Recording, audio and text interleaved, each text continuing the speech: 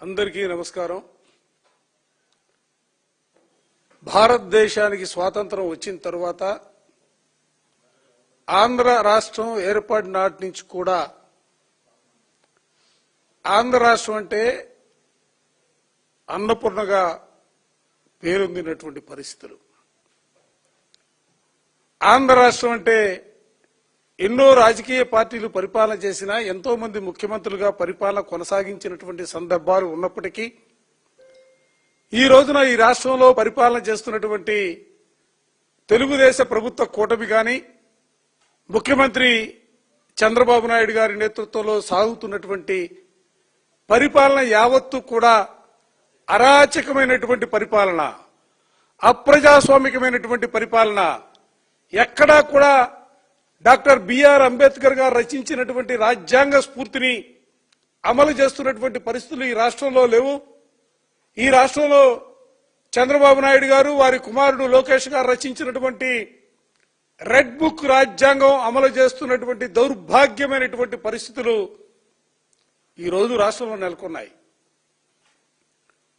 తెలుగుదేశం ప్రభుత్వం అధికారంలోకి వచ్చిన తర్వాత ఈ రాష్ట్రంలో జరిగినటువంటి ఏ ఉప ఎన్నికలు చూసినా కూడా ఆ ఉప ఎన్నికలో ప్రజాస్వామ్యబద్ధంగా ఎన్నికైనటువంటి ప్రజాప్రతినిధులు, ఎంపీటీసీ సభ్యులు కానీ, జడ్పీటీసీ సభ్యులు కానీ, మున్సిపల్ కౌన్సిలర్స్ కానీ, లేకపోతే మున్సిపల్ కార్పొరేటర్స్ కానీ ఎక్కడా కూడా వాళ్ళు ప్రజాస్వామ్యబద్ధంగా ఓటు వేసే అవకాశం లేనటువంటి పరిస్థితులు ఇప్పటికే అనేక సందర్భాల్లో ఈ రాష్ట్రంలో చూసాం. ఈ రోజు చూస్తా ఉన్నాం, ఎన్నికల కమిషన్ ఉదయగిరి నియోజకవర్గానికి సంబంధించి వింజమూరు ఎంపీపీ ఎన్నికలకి జరుగుతూ ఉన్నాయి.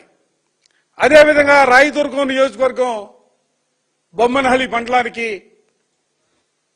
ఉప ఎన్నికలు ఈరోజు ప్రకటించింది. ఎన్నికలు జరుగుతూ ఉన్నాయి.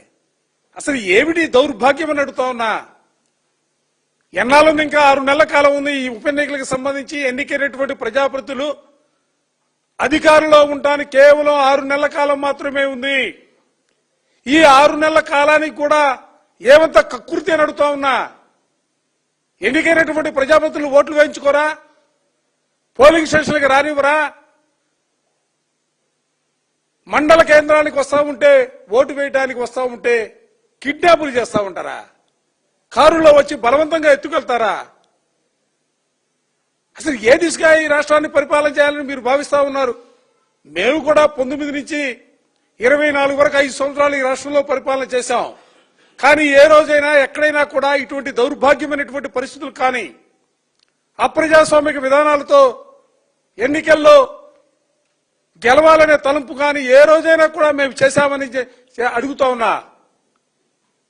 ఇవాళ కేవలం ఏదో ఒక రకంగా ఎన్నికల్లో గెలవాలా, ఏదో గెలిపే ప్రాతిపదికగా తీసుకుని ఇవాళ అనేకమైనటువంటి అక్రమ మార్గాలకు పాల్పడతా ఉన్నారు. ఇది మంచి పద్ధతి కాదు. మేమేదో ఇవాళ 2 చోట్ల ఎన్నికల్లో ఓడిపోయినంత మాత్రం వైఎస్ఆర్ కాంగ్రెస్ పార్టీ గెలిస్తే ఆకాశానికో లేకపోతే భూమి పాతాళానికో పోయే పరిస్థితి లేదు. కానీ మీరు చేస్తున్నటువంటి విధానాలను ప్రశ్నిస్తా ఉన్నాం.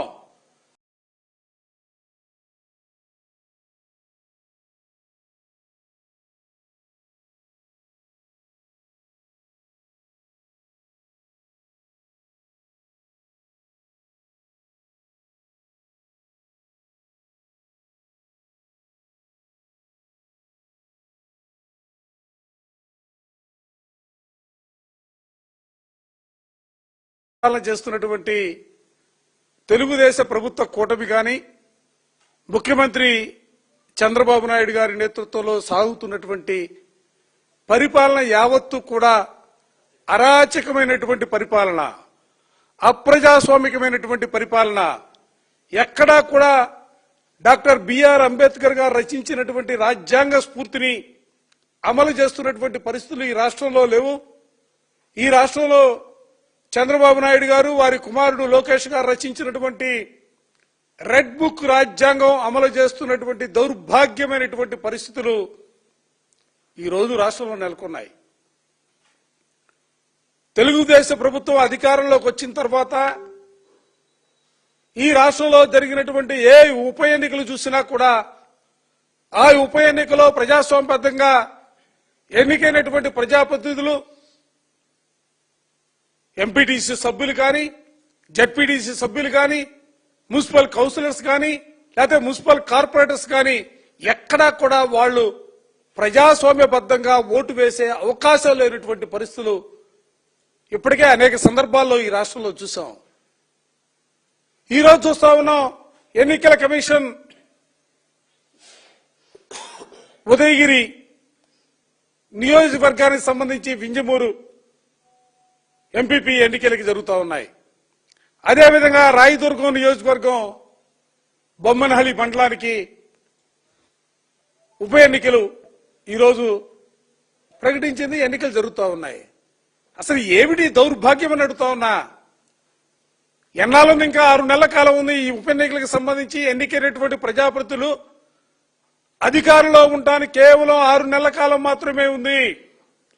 ఈ 6 నెలల కాలానికి కూడా ఏమంత కకృతి అని అడుగుతా ఉన్నా. ఎన్నికైనటువంటి ప్రజాప్రతినిధులు ఓట్లు వేయించుకోరా? పోలింగ్ స్టేషన్లకు రానివ్వరా? మండల కేంద్రానికి వస్తా ఉంటే, ఓటు వేయడానికి వస్తా ఉంటే కిడ్నాపులు చేస్తా ఉంటారా? కారులో వచ్చి బలవంతంగా ఎత్తుకెళ్తారా? అసలు ఏ దిశగా ఈ రాష్ట్రాన్ని పరిపాలన చేయాలని మీరు భావిస్తా ఉన్నారు? మేము కూడా 19 నుంచి 24 వరకు 5 సంవత్సరాలు ఈ రాష్ట్రంలో పరిపాలన చేశాం. కానీ ఏ రోజైనా ఎక్కడైనా కూడా ఇటువంటి దౌర్భాగ్యమైనటువంటి పరిస్థితులు కానీ, అప్రజాస్వామిక విధానాలతో ఎన్నికల్లో గెలవాలనే తలంపు కానీ ఏ రోజైనా కూడా మేము చేశామని అడుగుతా ఉన్నా. ఇవాళ కేవలం ఏదో ఒక రకంగా ఎన్నికల్లో గెలవాలా, ఏదో గెలిపే ప్రాతిపదికగా తీసుకుని ఇవాళ అనేకమైనటువంటి అక్రమ మార్గాలకు పాల్పడతా ఉన్నారు. ఇది మంచి పద్ధతి కాదు. మేమేదో ఇవాళ 2 చోట్ల ఎన్నికల్లో ఓడిపోయినంత మాత్రం వైఎస్ఆర్ కాంగ్రెస్ పార్టీ గెలిస్తే ఆకాశానికో లేకపోతే భూమి పాతాళానికో పోయే పరిస్థితి లేదు. కానీ మీరు చేస్తున్నటువంటి విధానాలను ప్రశ్నిస్తా ఉన్నాం. ప్రజాస్వామ్యానికి విఘాతం కలిగే మీ నిర్ణయాల్ని అడుగుతా ఉన్నాం. ఈ రాష్ట్రంలో వ్యవస్థలు పనిచేయవా? తెలుగుదేశం నాయకులు యథేచ్ఛగా కిడ్నాపులు చేస్తా ఉంటే, బలవంతంగా ఎత్తుకెళ్తా ఉంటే అసలు ప్రజాస్వామ్య వ్యవస్థలో పోలీసు వ్యవస్థ పనిచేయదా? రెవెన్యూ వ్యవస్థలు పనిచేయవా? మనం అనుకుంటాం ప్రజాస్వామ్యంలో ఎన్నికల కమిషన్ అనేది అతి పవిత్రమైనటువంటి సంస్థగా, ప్రత్యేకమైనటువంటి ప్రతిపత్తి కలిగినటువంటి సంస్థగా మనం చెప్పుకుంటూ పోతూ ఉంటాం. ఎక్కడికి పోతా ఉంది ఎన్నికల కమిషన్ అడుగుతా ఉన్నా. కళ్ళుండి చూడలేనటువంటి పరిస్థితుల్లో, నోరుండి మాట్లాడలేనటువంటి పరిస్థితుల్లో ఇవాళ వ్యవస్థలన్నీ కూడా మోగబోయినటువంటి పరిస్థితులు ఇవాళ కనిపిస్తా ఉన్నాయి. చూడండి, తెలుగుదేశం నాయకులు మీకు ఎటుకుడి బుర్రకెక్కదు. అందుకనే మేము ఈ రాష్ట్రంలో ఉన్నటువంటి ప్రజాస్వామ్యవాదులకు చెప్పదలుచుకున్నాం, ప్రజాస్వామ్యాన్ని కాంక్షించే మేధావులకు చెప్పదలుచుకున్నాం, యువతకు చెప్పదలుచుకున్నాం, విద్యార్థి లోకానికి చెప్పదలుచుకున్నాం. ప్రజాస్వామ్యం మనుగడ కొనసాగించాలనే ప్రతి ఒక్కరికి కూడా ఈరోజు నెల్లూరులో జరిగినటువంటి సంఘటనని మీ ద్వారా ప్రజానీకానికి చూపించే కార్యక్రమాన్ని తీసుకుంటా ఉన్నాం.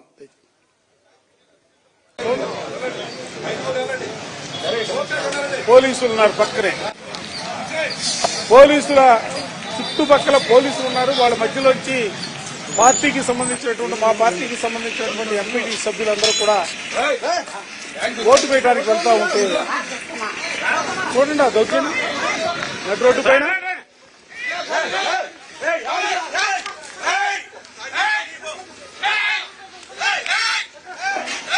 చూడండి కారు.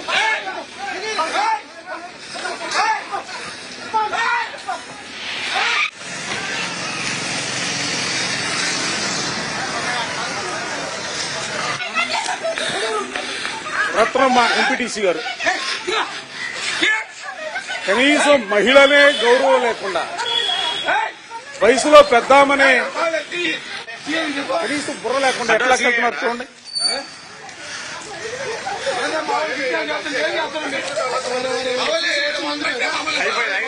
పోలీసు చూడండి అయ్యగారు ఉన్నారు పోలీసు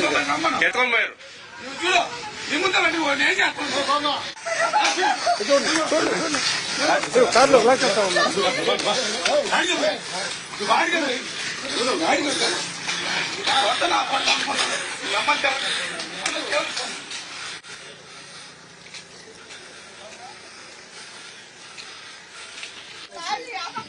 చూడండి రక్తం కారుతా ఉంది.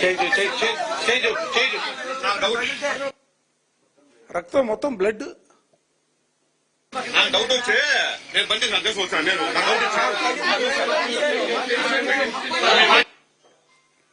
ఏ దిశగా ఈ రాష్ట్రాన్ని మీరు పరిపాలన చేస్తా ఉన్నారు? సమాజానికి మీరు ఇచ్చే సందేశం ఏంటని అడుగుతా ఉన్నా. ఎన్నికలంటే అక్రమాలు, ఎన్నికలంటే అప్రజాస్వామిక విధానాలు, ఎన్నికలంటే కిడ్నాపులు, ఎన్నికలంటే వైఎస్ఆర్ కాంగ్రెస్ పార్టీకి బలం ఉన్నప్పుడు కూడా అధికారులను బెదిరించో అధికారులను లోపరుచుకునో ప్రకటించుకునే అంశాలు. బొమ్మనహల్లో మెజార్టీ ఎంపీటీ సభ్యులు వైఎస్ఆర్ కాంగ్రెస్ పార్టీకి ఉన్నారు, లోనకెళ్లారు, ఓటు వేశారు. అయినా బలవంతంగా అక్కడ రిజల్ట్ పరిశీలన చేస్తే తెలుగుదేశం పార్టీ గెలిచినట్టుగా వాళ్ళు ప్రకటించుకున్నటువంటి పరిస్థితులు.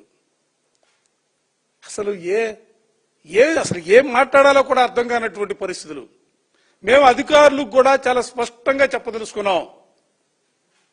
మేము ప్రజాస్వామ్యం పట్ల, ప్రజాస్వామ్య విలువల పట్ల నమ్మకమైనటువంటి వ్యక్తులుగా, రాజ్యాంగం పట్ల గౌరవం కలిగినటువంటి వ్యక్తులుగా ఈ రాష్ట్రంలో ప్రజాస్వామ్యం మనుగడ కొనసాగించాలనే భావంతోనే వైఎస్ఆర్ కాంగ్రెస్ పార్టీ జగన్మోహన్ రెడ్డి గారి నేతృత్వంలో మేమందరం కూడా ముందుకు సాగుతా ఉన్నాం. దయచేసి అధికారులు,